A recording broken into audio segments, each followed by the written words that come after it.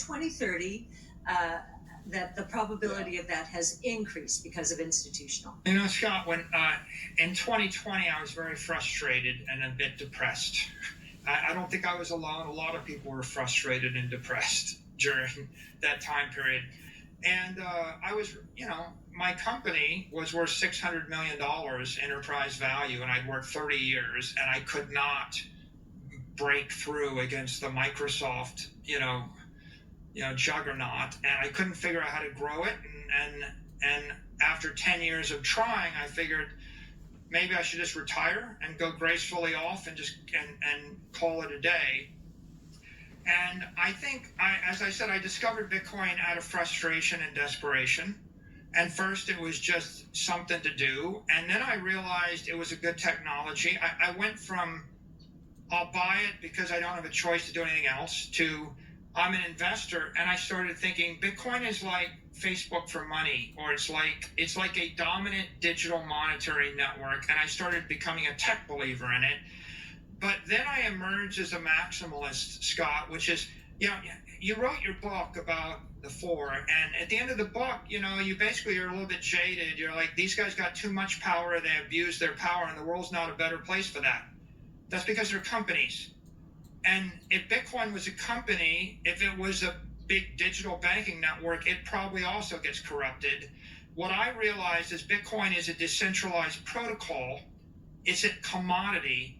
It's ethically superior to a company. It's ethically superior to these big tech companies because it represents a protocol of economic empowerment for 8 billion people and everybody on Earth, regardless of your views.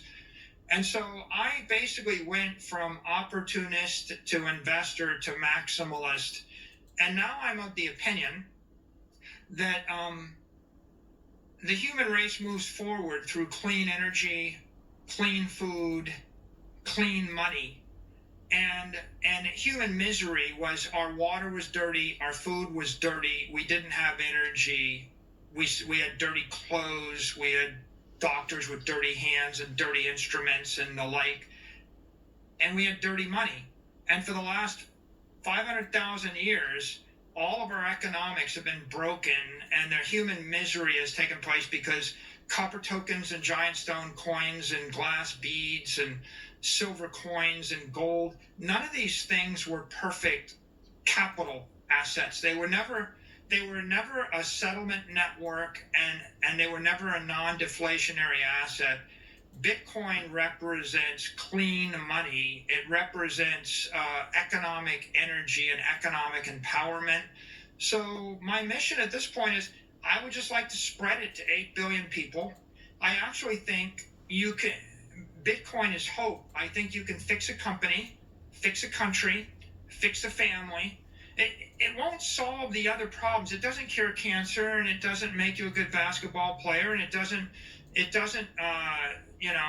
resolve political differences and religious differences. I get that.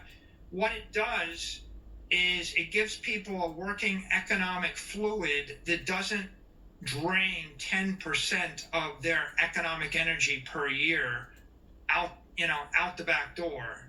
And so I'm a big advocate for digital capital in the same way that 150 years ago, maybe I could get really excited about spreading electricity to the world.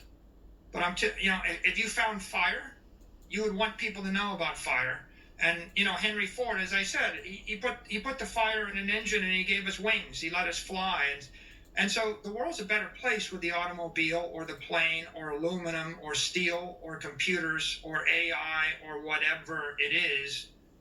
I just think the world's a better place with digital capital or clean store of value money. You could say it's a fair and equitable way for us to settle our differences. And there's something nice about that. Well, there you have it, my friends. Another episode. Cool beans.